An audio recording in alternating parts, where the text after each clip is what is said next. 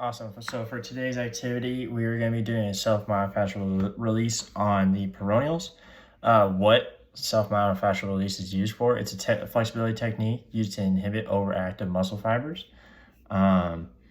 Preparation, so like key application points for self-myofascial release, we want to make sure that the client maintains proper postural alignment while performing the release. It's important as a clinician that we instruct the client to engage their core, making sure that we provide stability to that lumbopelvic hip complex during the treatment. The client may use his or her upper or lower extremities to alter the amount of weight on the treatment area in order to decrease or increase pressure on the soft tissue. The client should roll the device slowly over the treatment area and refrain from moving over the device quickly in order to decrease the risk of further tissue excitation. We also, as a clinician, should instruct the client to relax and not tighten up while working on an area. Tension in the tissue being treated will prevent the roller from penetrating into the deeper layers of soft tissue that we're looking to target. And the patient should hold this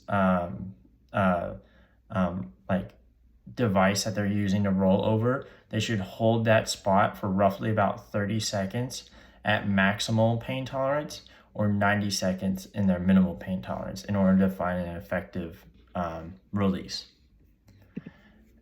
And then precautions and contra indications of people that shouldn't do this would be people that have osteoporosis or healing fractures in their bone, or people that also have open wounds, blood clots, bleeding disorders, or congestive heart failure. Any of those criteria, if you have any of those criteria, you should avoid using self-myofascial release.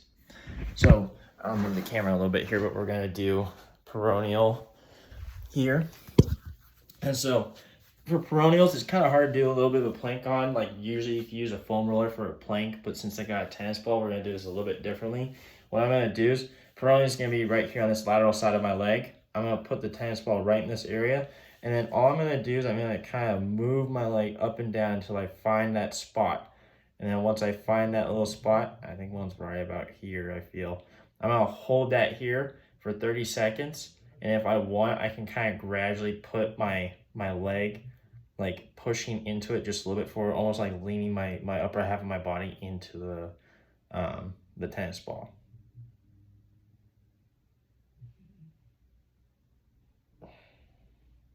And that is how you do it.